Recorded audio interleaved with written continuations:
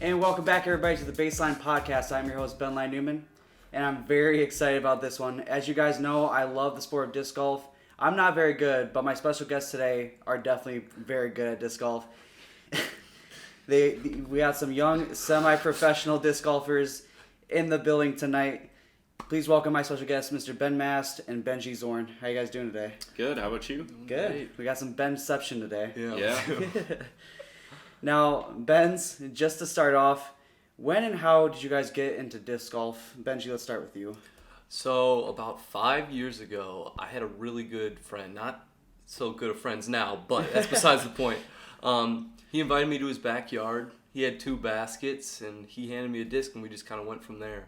We started making 9 holes, 18, tried to make like little tournaments in our neighborhood, and started watching videos, and rest is history pretty much. Very nice. What about you, Ben? So for me, it was my uncle took me for the first time. That was when I was about 13 years old, and he gave me some stuff to start off with. But from the ages 13 to 16, I wasn't able to drive anywhere, so they just kind of sat in the garage. But I did go for the first time when I was 13. I'm 22 now. But when I was 16, I had a summer job, and one of my friends mentioned disc golf, and we went a few times, and then it just became an everyday thing. And then start getting more and more stuff, more discs, upgraded the bag and stuff, and we just got really into it. So I mean, I've stuck with it since then. It's really addicting for whatever reason. So Definitely. Yeah, I mean that's how I started. My uncle introduced it to me, and since then I've reconnected, like playing with him a lot as well. Cool. So yeah. Awesome. Now, a buddy of your guys', Andrew, created the DiscGolfDudez account in 2017, and now there's a bunch of you that have joined in on it a little bit. The account has 13,000 followers. Yeah. But what made you guys want to start posting about disc golf?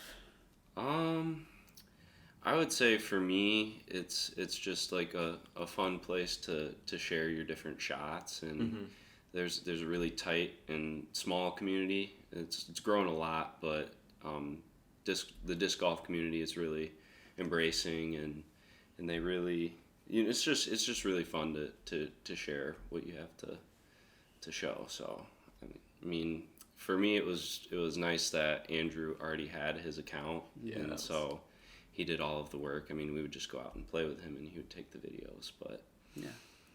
What about you, Benji? Yeah, so I kind of did it for more like building my own brand purposes. Mm-hmm. Because like when I started, I mean, it's really hard to get people seeing what you're doing. So you just film a few videos and then post it up, and people start liking. And I never knew about the DiscGolfDudez until it was, I think, AM States, and they came to meet me after, and it was cool. But after then, we were just talking on social media. So I mean, obviously you guys love the sport of disc golf, but why? I mean, you guys could have done normal golf, but what is it about disc golf that you love so much? I've always played sports growing up. Mm-hmm. My dad is a teacher and a coach at Wyoming High School, and so I was always around all sorts of different sports. I was in the dugout when he was coaching, and at the football games and basketball games and stuff. So I've always loved sports, but not everyone can play sports beyond high school or college. But disc golf is something you can play until you can't walk anymore. So for me, it's just a continuation of the sports that I loved in high school, because I played baseball, and baseball was the sport I really liked, and it transitioned well for disc golf. It's kind of the same twisting and getting hip-shoulder separation it translates pretty well to disc golf, and so I feel like it gave me a little bit of a leg up when I was learning to play disc golf. But so it's just something that I kind of like. I feel like I can continue to play forever. Yeah. So I love disc golf because, like, compared to other sports, it's so much more fun. Like, I used to swim 4 years in like the varsity swim team at my high school, and it was the world's worst. I mean, you're just going to practice. It's early in the morning, cold, you're swimming hard, and you're like, exhausted. But you go out and play disc golf. I'm usually with some friends, I'm smiling, great weather, and it's just a lot more like creativity and ability to like shape your shots. So, I mean, that's kind of why I'm here. So. Yeah, absolutely. I mean, and I mean, obviously, disc golf stems from the regular sport of golf, but Yeah.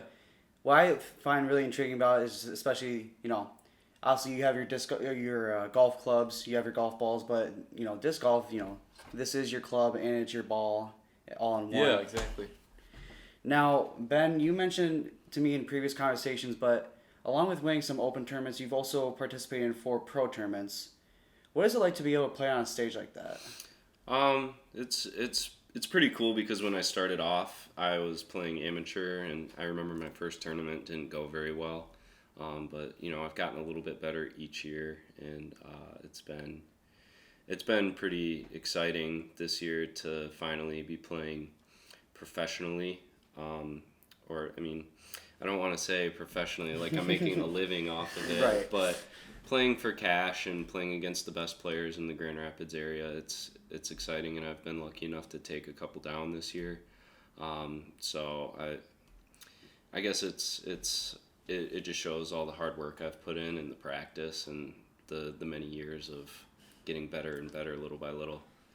Yeah, absolutely. Now, guys, you're both team members of Great Lakes Discs in Kentwood, just south of Grand Rapids. Mm-hmm. Shout out Great Lakes Disc. Shout out Great Lakes Discs. What exactly does being a team member mean, and what's it like to be able to be represented by, arguably the most popular disc golf shop in the area? I mean, it feels really good, and especially like going, and they have such a really tight-knit community, especially like Shay and Brian.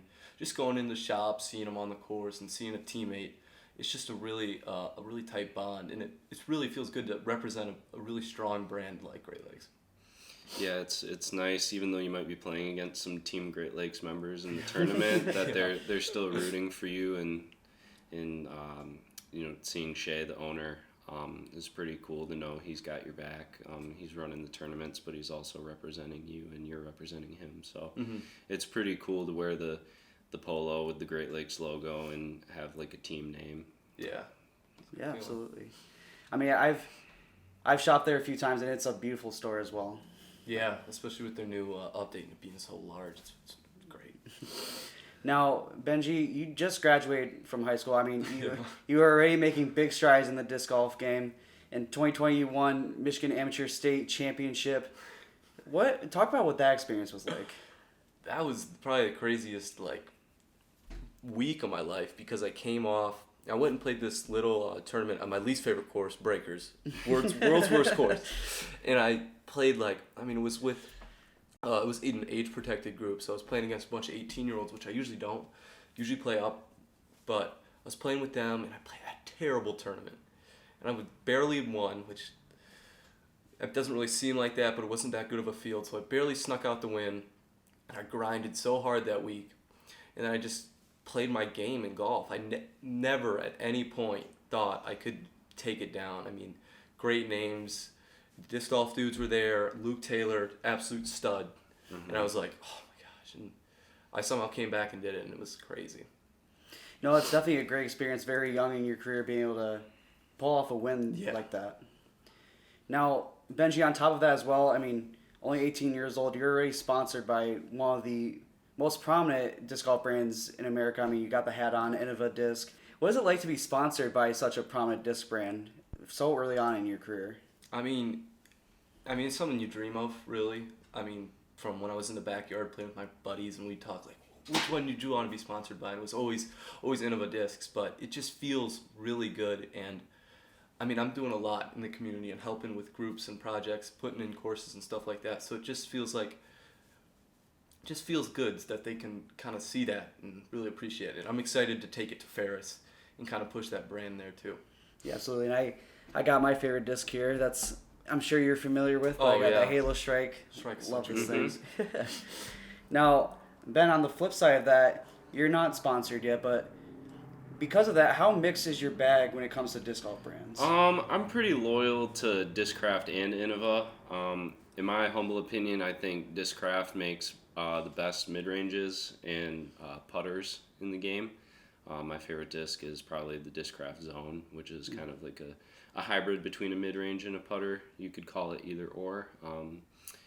But then I think Innova makes the best drivers in the game. So I'm pretty loyal to both of those, Innova and Discraft. So if either one of them wanted to reach out and sponsor me, I would take it in a heartbeat. But so those are my two go-to brands. Don't worry, we'll be sending this video to Yeah, to Discraft for sure. and Innova. Also, obviously, you guys, I'm sure, follow the pro tournaments around. Who are some of your favorite disc golfers to watch? Paul Macbeth for sure. When I first got into it in 2016, like when I first started playing for real, he was the man. I mean, he was so dominant that year, and he's won 5 world championships. I always love seeing his social media, how much monetary money he's been able to earn just playing disc golf is insane. I know that guy drives a McLaren. So it's very cool to see how far he's gone. As far as being, he's you could almost equate him to Tiger Woods of disc golf. So he's definitely my favorite player. I love Drew Gibson. What an absolute too. stud. He just got like this swagger that like if I had half of it, it'd be just so awesome. He just knows what he's doing. He's such great control of the discs, and he's just amazing to watch. Both really great players. I've always been a big James Conrad fan. Yeah. Yep. I wish I could jump putt like he can. Oh yeah. Eagle McMahon's a great player as well. Yep. Yeah. Now, for the viewers, just because, obviously they won't really know about this, but when picking out a disc, there are 4 numbers to look at. Those being speed, glide, turn, and fade. Yeah. Could you describe for the viewers what these numbers exactly mean and what those numbers tell you about a disc? Okay, so I'm going to be honest. I've never really looked at the numbers and been like, this is the disc I need because of the numbers. I've kind of gone off watching a ton of in the bags of other pros, kind of trying to shape my game around them, and then just going into the shop, asking Brian or Shay, like, so I'm looking for this, and they kind of putting the right disc in my hands. So I personally have tried to stay away from numbers and just stick to kind of a feel. I can give you like a rundown of what they're supposed to mean. There's a lot of ins and outs. So you could have two discs with the exact same flight numbers on them, but they might be made out of different plastics. One might be heavier than the other, and that affects the way it flies. Mm-hmm. But the first number I think is speed. Yeah. And speed goes from 1 to 14. Mm-hmm. And so the higher the number, the faster the disc, which basically just means how sharp it is and how much it will cut through the air. Next number I think is glide, and that's a strange range. I think it's like an awkward amount of numbers. It's like 5, I think. It's like 2 to 5 or something. It's really weird. But higher numbers would be more glide, so it'll catch the air a little better and stay up in the air. Sort of, I think, is kind of the theory. Yeah, you don't have to throw it as far and it keeps going. Yeah, it hangs up in the air a little more if it's got more glide. And then I think the next number is turn, which has a little bit. It's a weird number as well. It goes from like negative. It goes to like -4 to 0. I think so. Yeah. -4 to 0. I don't think it goes positive. So like turn, if you're throwing a right hand backhand shot, turn measures how much it'll break to the right depending on your arm speed. So a fairly neutral disc would be like a -1 or -2 turn. That would be a pretty straight one. And then fade is the last number, and that again is a weird range. It's like 0 to 4. Mm-hmm. So 4 being more fade, which would mean a right hand backhand player with a 4-turn disc, it'll break hard to the left. Whereas one with a 0 fade would be very straight and not break to the left at all. I've always found it interesting that different discs with, like you said, different discs with similar numbers could fly so differently. Yeah, definitely. I mean, you have your understable discs versus your overstable discs. Obviously, an overstable disc is going to be able to really keep that flight path more correctly, whereas you kind of have to work for a little bit more with an understable. Yeah, definitely. It's a lot more touch on an understable disc, I would say, where an overstable one is more forgiving. Yeah. Overstable meaning it'll fade hard or break to the left. Mm-hmm. So. Now, I mean, when you're throwing a disc as well, there are technically 2 different kinds of flight paths you could use. A Hyzer versus an Anheiser, which is basically left versus right, depending on which way you throw it. Yeah. Yeah. I've always struggled with the Anheiser personally, but how do you guys go about getting that Anheiser angle and I guess that S-curve angle, if you will, to really use in your play? So I think the main thing to think about when you're going for an Anheiser is when you have like the rectangle shaped tee pad, you're going to want to go from the bottom right corner to the top left and kind of shape your body in the way that you're going to pull an Anheiser. That's something a lot of like newer players don't understand, that like that way for Anheiser, and then if you're going to go Hyzer and you're a right-handed player, you're going to go from the bottom left to the top right to kind of shape that Hyzer and then straight on. Yeah, I would say for me it took a lot of practice. Yeah. A lot of practice over a long period of time to be consistent at both Hyzers and Anheisers. I would say just lots of practice for me. For sure. Figuring out what works for you. Now, for the both of you, what would you say is the strongest part of your game, and then on the flip side, what would you say is the weakest part? For me, I would say my forehand is my strongest part of my game, forehand or sidearm throw, and I just think that comes from when I first started playing. I was a baseball player at the time still, and it's very similar to throwing a baseball. You're just throwing, like, you sometimes even see baseball players that are sidearm pitchers. So to me, that came super naturally. I pretty much could pick up a disc and I could throw it a good ways just with the sidearm throw. So I've been doing that the longest, and the backhand took me a lot longer to learn. As far as the weakest part of my game, putting, it's a very mental part of the game. So it's deeply connected with your confidence. It's mostly mental, and that's 70% of disc golf is mental, and so when you're seeing a lot of putts miss, it's hard to get back on track. So I would say putting for me is definitely the weakest part. So if I'm thinking strongest part, it's probably going to be like a firehand, forehand, like that 300 range to kind of just place it in an open field, and then like backhand Hyzers kind of from anywhere. It just feels like the most confident shot, the most consistent for me, and I've kind of just always stuck to that. But I struggle, oh my gosh, with like straight 200-foot putter shots. I can Fallsburg, agree with that. That's I just can't get it on that course. Sometimes it's harder to throw softer because you're really aiming it. And you're used to. I feel like you throw a lot more shots at full clip, and so then when you got to dial it back, it messes with your timing, and it's pretty interesting how that works. That a shorter shot can be harder than a longer shot. Oh, for sure. Especially if you're not on like level ground, for example. Like, I mean, I'll throw let's just say 150 putter range from, let's say like this kind of state, and I always undershoot it because I just have no power behind my legs. But I definitely relate with you, Ben, on that, because I would say that my forehand's definitely the best part of my game. I mean, I grew up playing baseball. I kind of, as a pitcher, I kind of had that, I guess, 3/4 release. So I always just found the forehand to be natural, whereas at least backhanding off the tee, I've always struggled a little bit, at least distance-wise, for sure. Yeah, it's something that took me years to learn rather than the forehand. The forehand's been there since day one for me. I think it's easier to pick up. It depends on the person, but I feel like, especially if you have a sports background, the forehand comes super naturally. For sure. At this point, guys, you played in multiple tournaments, but when you were starting off, what made you want to start participating in these tournaments, and were there ever any nerves going into these tournaments? Yeah. Tons of nerves. There's definitely some real jitters when you're stepping up to the first tee of the tournament.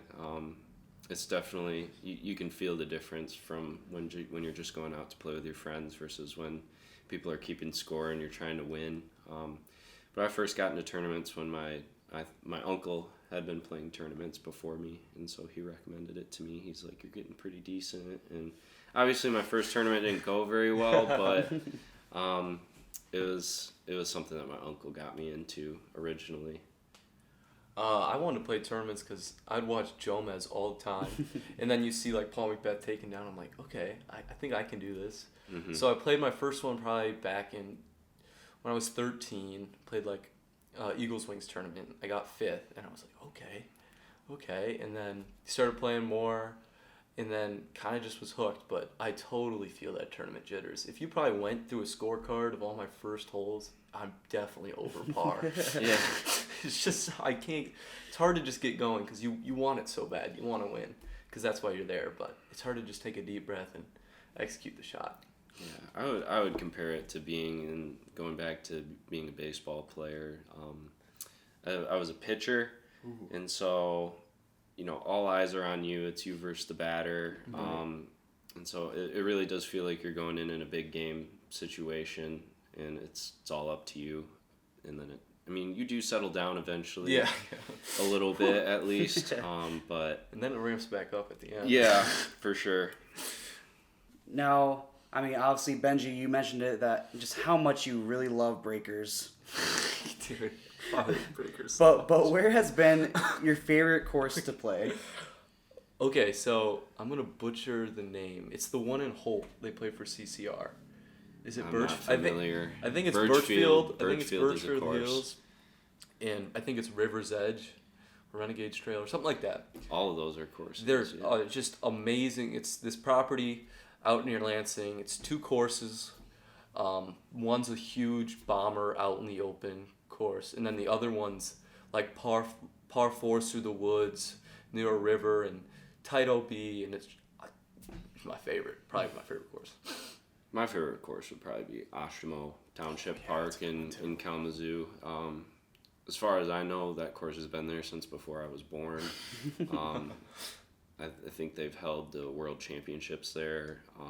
It's all in the woods, and a lot of times in the woods you get like a few odd trees in the fairway, but the course has been there so long since the trees were young. It's really grown in, and it's got these really well defined, just beautiful fairways in the woods, with grass growing in the woods, and it's a very nice looking course, and it's super fun and challenging to play. Like even par there would be a very good score from the long tees. Oh, yeah, it's incredible. So I would have to put Oshimo as my favorite course, especially since it's only a short 45-minute drive from Grand Rapids. Now, what about in Grand Rapids? Let's say 30-mile radius. I would say top 3 for me is Shore Acres and Saugatuck is a very nice course. Brewer Park and Byron Center is one of my favorites. Probably my home course. I play that more than any other course. And then Fallisburg Park is probably the third in the top 3 in the Grand Rapids area, and that's in Lowell. It's a great one. I'd probably say, this is tough, Hammond Hills, definitely. It's a good one. So good. It's got just such a good mix of shots. Riverside, even though they're not going to host any like big tournaments this year there, sadly. It's a fun course. It's great. And then it'd probably be probably Fallsburg. Even though I'm not the best at it, I think it provides a great way for me to practice some shots I'm not that good. Mm-hmm. For sure. I've been really wanting to try that Riverside one. I live over in Rockford, so I've stuck with, like, there's one on 14 Mile, I can't remember what it's called, and there's one in Sparta. Those are the 2 I've mainly played, just because they're close, but I definitely wanted to start branching out and play more. Yeah, Riverside's I think it's still technically a temporary course. The homeowner association in the neighborhood that's nearby doesn't love the course being in the park, but it's a long course, lots of long shots, and a lot of water there. Yeah, and it floods a lot. So it's challenging. It has its downsides, but when it's at its best, it's a great course for sure. Agreed. For sure. Now, Benji, you mentioned it earlier, but in the fall you'll be attending Ferris State. Yep. What are you excited the most about playing for that team? Oh my gosh, I don't even know where to start. So Leonard Johnson is the coach there, and he is just the greatest gem to disc golf I've ever met. He's an older man, but like he's got so much charm. He knows a lot about the sport, and he's so willing to give just a little bit. I went there earlier in the spring, and he treated me like a D1 athlete coming in. He walked me around, showed me the courses, showed me championship rings. So I think that was really cool experience for me to really just kind of bring me in. And I've already played with a lot of the teammates, and I'm in with the group chats, and it's just a good vibe of people there. For sure. Now, professional disc golf is a slowly growing sport. I feel like it gets more and more popular every year. Yeah. Where do you guys see the sport going in the future? Sky's the limit, really. If it keeps growing at the rate and keeps consistent. I mean, who knows? Could see it on ESPN someday. Cool. Almost everyone who tries it loves it. So I have a feeling it could get very, very popular in the future. Yeah, I'm thinking the same. It's just going to keep growing, keep building off. Just more people trying it and spreading the news. So, yeah, sky's the limit. For sure. Now, Benji, you mentioned it earlier, but obviously we're all followers of Jomez Pro, who broadcasts the pro tournaments. What do you think makes Jomez so entertaining? They have very good commentary. They have professional disc golfers commentate it, and they do a great job with the camera work. I remember one time they tried to the Disc Golf Pro Tour or some other organization that had their tournament. They wanted to live stream it, or they had someone else produce it other than Jomez, and the people were furious. Oh yeah, because the quality was so bad. So I think they've been doing it longer than almost anyone else, and they have very good commentary, and the quality is super good. I think like their style, the way they do it, it's really simple, and it's kind of something they've just patented. It's just the nice, smooth intro, introduce the people, and just kind of work through the holes. I think the style is great. It's not that long compared to like a 3-hour live broadcast, which I love, because you just get to kind of really get in the minds of the players through the live broadcast. But I think it's shortened, and it allows kind of for the growth. If people are just scrolling through YouTube, it might pop up in their recommended, and they can take out 30 minutes compared to 3 hours to really get into it. Yeah, it's really nice to have it condensed down into like an hour for a whole round. You're just only getting the shots, not the walking between, not the lining it up. You're just getting the shots, and it's just fast-paced, rapid-fire disc golf, and really good disc golf. Yeah, when they've got the best players in the world on their channel. Yeah, that's definitely one of the reasons I got hooked into it, is I discovered that on YouTube, and I couldn't believe how good these guys were. Yeah. And they're even better nowadays, even just 6 years later. So, yeah, shout out to Jomez. I really appreciate those guys. For sure. I mean, they really find a way to make it fun and entertaining for sure. Yeah. They have some fun topics. I don't know, just overall, it's just a really great little media empire that they're building. Yeah. Now, as of right now, I'd say that disc golf is kind of sort of seen as a niche sport, but in your guys' opinion, why should somebody start playing disc golf? It's free, pretty much. Yeah, I mean, exactly. You really only need one disc, or even like a frisbee, just to try it out, and then almost every course is free to play. I mean, sometimes people might have it on their private property, and they might charge you. I think the most I've seen is like $5 to play. Yeah. Or maybe it's not that bad. It is. Whereas if you go out to play 18 holes of golf and you want to ride on the golf cart, and regular golf, that is, it might be like $50 if you want to go play a nice course per person, and so it's just as much fun, if not more fun, in my opinion. So I really think anyone should try it. I think the huge thing is just getting outside. A lot of people inside, don't blame them. Phones are cool, but I think just getting outside, getting in nature, and you're being active for the most part. You're walking around, so I think it's really good to be active, but not really just drain you out. As for the both of you, where would you like to see your playing careers take you? Gosh, I mean, I've already made it further than I ever really thought it would go. So I'm grateful for whatever happens after this point. But I mean, I've gotten better. Every year I've played, every year's been better than the last, so I really don't know. But if I never got any better, I would not care. I really like where I'm at right now, and so I don't really have anything that I need to improve on, or I don't need more than I have right now. So just gonna focus on maybe improving little aspects of my game and seeing where it takes me. You make me look selfish. You make me look selfish. I mean, you make me look really, selfish. Yeah. I'm serious. Yeah, this is all I've really.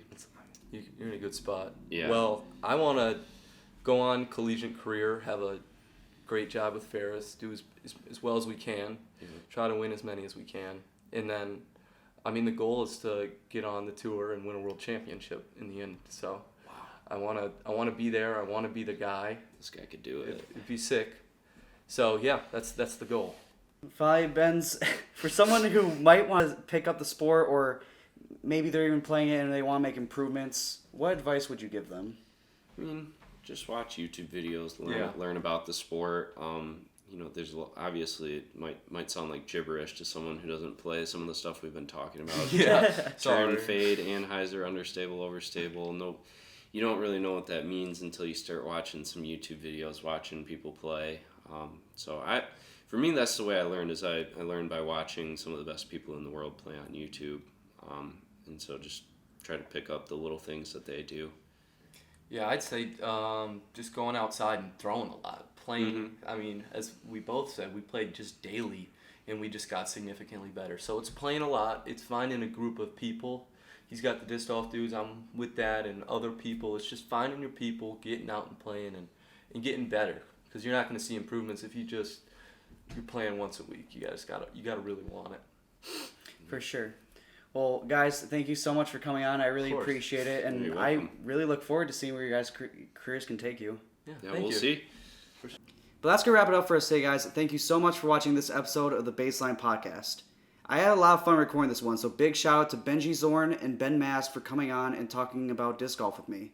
If you want to follow DiscGolfDudez on Instagram, link for that will be in the description below. And if you want to follow Great Lakes Discs as well, link for that will also be in the description. And with all that being said, guys, thank you again so much for tuning in to the BaseLINE podcast. I'm your host, Ben Newman, and we'll catch you guys next time.